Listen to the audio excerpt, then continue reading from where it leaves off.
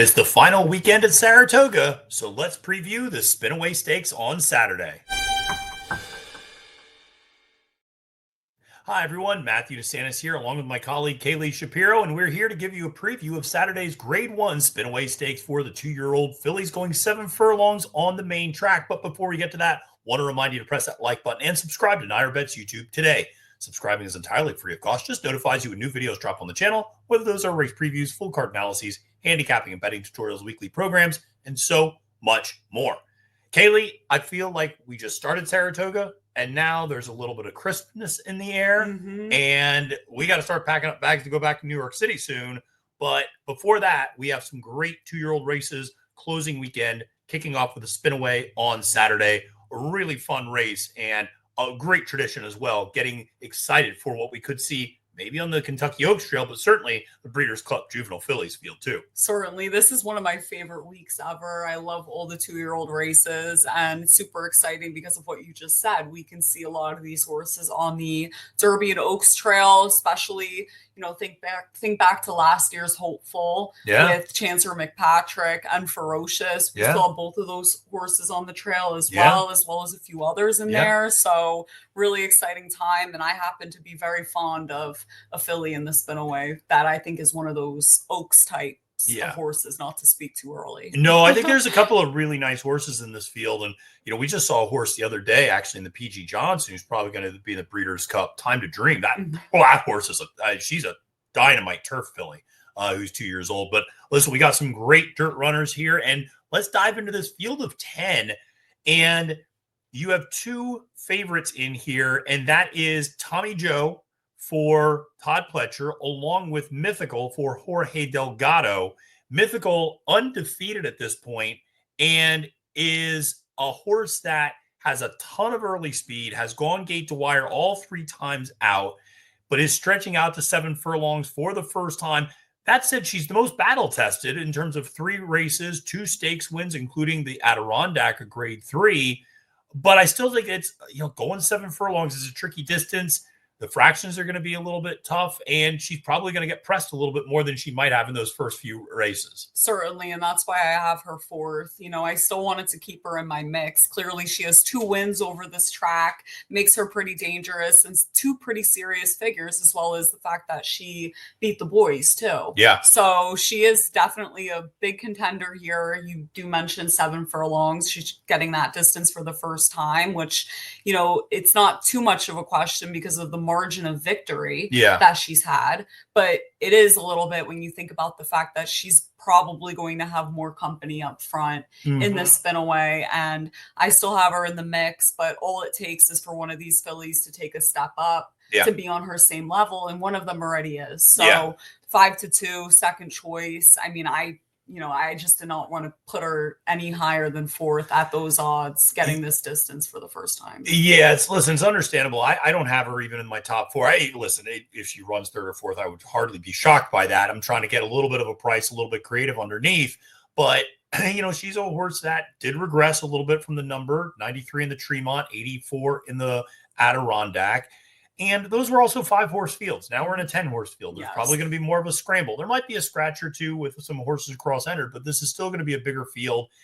And listen, you and I'm certainly not a pedigree snob, but this is a horse that's sired by St. Patrick's Day out of a Brethren Dam. I mean, this is not exactly an overwhelming pedigree. It's a precocious pedigree, perhaps, and it's a pedigree where you can get some of these early wins in 2-year-old stakes races. But now the rubber's really hitting the road when you start talking about the Grade 1 Spinaway. And I think in particular, you and I both are just so incredibly impressed by the number 8, Tommy Joe. 2-1 morning line is your favorite. Spendthrift homebred. Todd Pletcher, the trainer. Kendrick Carmouche up. We're going to mention this a couple of times. Jockeys are in different spots. Some jockeys are down in Kentucky for Kentucky Downs. Johnny Velasquez, who rode Tommy Joe first time out, is at Santa Anita, or Del Mar, I should say, riding Fierceness in the Pacific Classic. So you have Kendrick up today, but this is a filly that just dazzled in debut. She was so professional on debut. I remember the day before or the week of the Jim Dandy, I was looking forward to 2 horses on Jim Dandy Day, Tommy Joe and Sovereignty. I mean, Tommy Joe was a really surprising horse just from a pedigree perspective. The dam cost, I think, $1.8 million as a broodmare. I mean, she never won the Breeders' Cup. It's not like she won the Oaks. She 1.8. I mean, that's a classy mare that, you know, is this Tommy Joe's dam, as well as the fact that she's sired by Into Mischief, one of the best sires, if not the best in the world. So certainly this is a regally bred filly. Spendthrift actually purchased the dam from Gainesway for 1.8. So that definitely sticks out to me and fit her into their breeding program, sent her to their, you know, their sire, their biggest sire, Into Mischief. And she certainly dazzled on debut, like you mentioned. And she's also a filly that's proved that she can pass fillies as well. Yes, she can. She faced a little adversity. I mean, out of the gate, she got bumped and she won in a hand ride. And she got a pretty serious figure at that. So that's why I prefer her. I mean, 2-1, it's a hard price to swallow, but she is the class of the field, and you just have to get creative with who you're going to play underneath her. Yeah, I think so. And listen, one of the things that I know was talked about sometimes up at Saratoga is horses are really cranked up for their debuts occasionally. And you see this particular fillies, and you'll see them regress second start out a little bit. She won so easy first time out. And you look at the workouts leading up to that race. Yeah, there was the 47-4 gate work, 48-3, but it's not like you saw a bunch of bullets leading up to that debut. And Todd is not the type of trainer to really crank a 2-year-old first time out. He might get him ready, and he just has really precocious horses, but he's not one to really tighten the screws first time out necessarily, knowing this horse is super talented, has a lot more to do. And I like the fact that he's gotten a couple of nice maintenance works in with her leading up to this race. She can rate and pass horses. And we saw a couple of horses from that debut race come back and win, most notably the runner-up, Tennessee Belle for Johnny Ortiz. That's a nice filly as well. Came back and actually backed up her Beyer speed figure, went 76-77 next time out, won. So that's very encouraging to see this race come back pretty formful and solid. Definitely encouraging. And I mean, I definitely trust Todd Pletcher in these spots. The work pattern that this filly has is very typical of Todd Pletcher. I mean, he's not one to work his horses fast, and he's very patient, especially with 2-year-olds, as you said. So her work stuck out a little bit, just given that, you know, before her debut. And now she's taking a step up against fillies that, you know, I believe that she has more talent than. I mean, a lot of these others, different trainers, some of them were rushed. I like the way that she's been managed going into this. And I like the fact that Kendrick gets put on her as well. I mean, that's probably the best option here, you know, for this type of filly in Saratoga that day. And Kendrick's on fire. Kendrick's riding very well. This is going to be probably the third or fourth grade one that he would pick up this summer in total. At least third, because he's got 2 with deterministic, and this would potentially be a third. And so, listen, Kendrick's riding well, 16% on his mounts this Saratoga meet. He's riding very, very well. Let's talk about some prices. You like the number 9 Spirit Doll quite a bit for Saffie Joseph Jr. This is one who won a restricted maiden race up here at Saratoga with Jose Ortiz up. Edgar Zayas making the trip up from South Florida now for Saffie. He's always Saffie's number 1 guy down in Gulfstream. Jose, of course, is in Kentucky at Kentucky Downs. So that's why there's the jockey change. But Spirit Doll 15-1, sired by someone I really like, Tiz the Law. And this is one that, you like it a little bit of a price. I like a little bit more underneath, but certainly a nice work pattern leading into this race. Definitely like what we've seen from the Tiz the Law so far. And this filly actually on debut, this was a race, I'm pretty sure it was like on a Sunday or I don't know. Besides the point, I didn't handicap that maiden race in depth. And I was just watching them as they walked by. I was alone. I was like, oh, I want to bet for fun. Take a look at them when they come by. She stuck out like a sore thumb. I love the way that this filly looked. And granted, I'm eager to see her on Saturday, how she's looked since then. But she stuck out against that field. She was pretty imposing. I mean, she was a I really like this filly a lot physically. And then obviously she won. She passed horses doing so, and she wasn't close to the pace either. Yeah. I thought that she sat a nice trip, and I think that there's going to be a decent amount of pace in this race as well, given, Mythical's presence and a few others. And I think she can sit a pretty nice trip. And, it kind of makes sense. I didn't even know because I didn't handicap prior. Yeah. She's the half sibling to Tiger 22, Yeah. which is a Bill Mott horse that broke his maiden and then was placed in the Wood Memorial. And he was a big long shot that day of the Wood Memorial. But I remember being really impressed by him in the paddock and thinking he was a beautiful horse. So makes sense. I mean, that's the only sibling this one has. Yeah. I like this filly a lot. She's 15-1 on the morning line. So you can get, a little bit of value if you like a filly like Tommy Joe. Yeah, absolutely. No, I think Spirit Doll, listen, she's a nice filly, and she also stumbled at the start of that last race. I wouldn't be surprised if Zaya's got a little bit better speed out of her. Maybe she's had more of a tracking trip rather than really sitting, 6th or 7th in the early going. So she's one absolutely to keep an eye on in this race. Absolutely. And she took a lot of money. I mean, she went off as a favorite at 7-5. A Safi Joseph filly, first time out in a field where there were some decent horses in there. I mean, I have reason to believe that she wasn't running against nothing that day. I know a few of the fillies in that race that she ran against on debut, either from seeing them in the barn, et cetera, et cetera. Yeah. Not necessarily that they've run back yet, but I don't think that she was facing nothing that day, and she took a lot of money. She did. And there's another 15-1 horse that I like a little bit in this race, and that's number 6, Sina, at 15-1 for trainer Brett Brinkman. This is a homebred gun runner, but it's really the damn side for me that sticks out of Sitting at the Bar, who also produced Alva Star, the, of course, multiple-time graded stakes winner, grade 1 winner, sprinter, phenomenal filly, and one that we lost too soon, but a really, really great runner. And what's notable is here is Sina, sired by Gun Runner, and you look at who else this mare has been bred to over the years. You're looking at Lord Nelson, Malibu Moon, California Chrome, Bodie Meister, Heza Fast Dash, and Frosted. Not exactly a who's who of sires right now. And now we suddenly get Gun Runner popping up. And this one ran well in debut. I remember this horse debuting at Churchill and writing about her or doing a little bit of a thing about her because she was a little bit of a long shot. And it went off at 5-1. I think she was 8-1 on the morning line. Lost to a horse named Chopsticks, who came back to win the Ellis Park Debutante next time out. And then also finished ahead of the horse Go to Girl, who broke her maiden next start for Kenny McPeak. So, was good in that first debut effort, and then comes back at Delaware Park and wires the field and wins it easily as the 1-5 favorite. And it felt like a move where Brinkman wanted to get this one a win to spot her in this sort of a race because he thinks he's got that type of a talent here. And I know the speed figures need to move forward. The fractions were not blazing in that initial maiden victory at Delaware Park.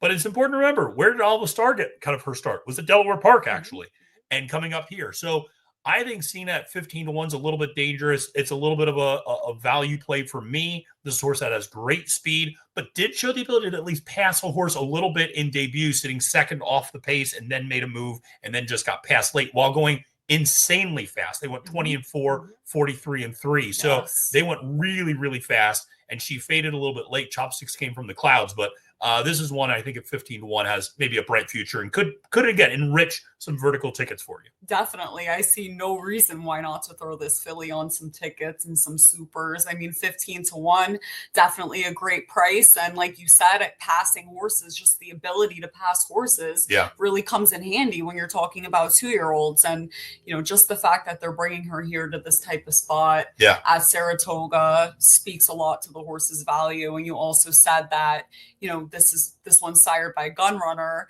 and the dam hasn't been bred to the best of sires in the past. So certainly you'd imagine that this one has some talent, and I'm curious to see how she runs for sure. I'm curious to see how she runs. I'm also curious to see how she looks as well in the paddock. But let's talk about a horse who really also dazzled in debut, who you and I both also have in our top 3, which is Ornellaia, breaking from the inside rail.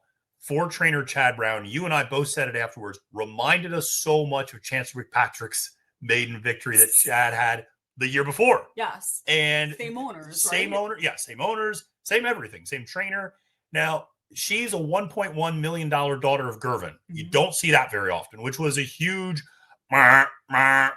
flashing signal on that debut of like, hey, bet this horse.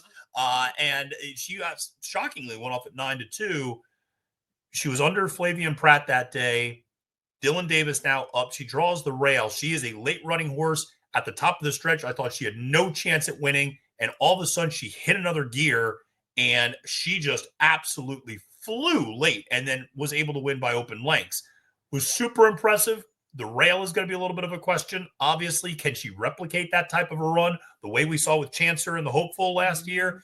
There's a lot. She's a really intriguing horse at 9-2. She is so intriguing. I have her third. I'm trying to get creative, maybe with a bigger price, because I'd imagine that this one is going to take some money. I think so too, because people, it's Chad Brown. It's people remember that Chancer race. People are going to remember that maiden race that she ran. So yeah, I agree. She's going to take some money. Definitely. And the one hole is certainly a question, not saying that we have reason to believe she can't handle it. She was nothing but professional on debut. And actually, I mean, this is very eerily similar to Chancer McPatrick. So you'd imagine that she's going to be very dangerous in a spot like this. Chad Brown always is. And I'm excited to see how she runs as well. She's definitely one of, I'd say, your three main players in this field for sure. Yeah, no, she is. And she's a very serious horse. And it would hardly shock me if they go too fast up front. If Mythical and maybe Sina match up too fast early and they go 21 and change, 44 and change, that she comes flying, because she didn't exactly get, superstar fractions running into that. I mean, they went 22-1, 45-3, basically, and so they weren't flying, but she just, man, she has a big stride when she gets going. So she made up a lot of ground late, and then you'd imagine stretching out, to 7 furlongs. That's going to make her even more dangerous for sure. So she's definitely a main player at her third. A main player for sure. A horse that I think you and I both wanted to mention, also not in our top 4, but maybe one to talk about for a second, is the number 5 Percy's Bar, 6-1 for Ben Colebrook. This is a horse you and I both were very interested in. Undefeated, won in debut, and comes back to win the debutante. There's about 8 different debutantes, but this one at Churchill Downs. And the fact that Colebrook ships this horse up to Saratoga for the closing weekend, instead of keeping this one down in Kentucky with him and maybe pointing to Keeneland. Interesting. It's interesting that he, Luan Machado, the Axeman, making the trip up. And this horse feels live. We've seen those Kentucky shippers running really well up here at Saratoga. I'm making this face because I should have this horse in my top 4 for sure. I mean, I might change my mind. I might put this one 4th instead, or play around and throw Mythical out completely and put this one 4th, because she's 6-1. Winning on debut at Keeneland is something I always put weight in. Obviously, that just speaks to class. I mean, she had a really nice debut, and then next time out, beat winners. Yeah, her first time facing them easily. So certainly, this filly's one that I'm really eager to see in person, because we haven't seen her yet. So I'd imagine. I mean, I love Upstart as a sire. It's a very underrated sire, and she's well bred. And I think that she's going to run pretty well. I'm eager to see her in person. I should have her 4th, honestly. I went back and forth between her and your 9 as my 4th choice, and ultimately landed on the Spirit Wind. But Percy Park, very tough horse, I think, to ignore in your vertical wagers. And she's been working out fantastic. You look at some of those works: 47-2, 59-1, bullet work, 46-3, 47-4. Ben Colebrook's got her cranked up. He knows what he's got with this one. So Percy's Bar, another horse that, like I said, not in our top 4, but wanted to mention a little bit in this particular race. So listen, it's going to be a lot of fun. That's for sure. We can't wait for Spinaway Saturday here at Saratoga. But then we got the Jockey Club Gold Cup. Pretty nice little race there. Mindframe, Sierra Leone, an emotional support rabbit. We got all sorts of horses running in that race. And then, oh, by the way, we got the Hopeful, Ewing, Obliteration, Ted Naffy. Is Ned Toffee going to be there? I'd imagine Ned Toffee will be there to see Ted Naffy. Shout out to all of our good friends at Spendthrift. So it's going to be a lot of fun to see this whole closing weekend, all the great races we got. But listen, folks, make sure to press that like and subscribe button today here on NYRA Bets YouTube. For Kaylie Shapiro, my name is Matthew DeSantis, wishing you a great, profitable day at the races, and reminding you, friends, it's now post time.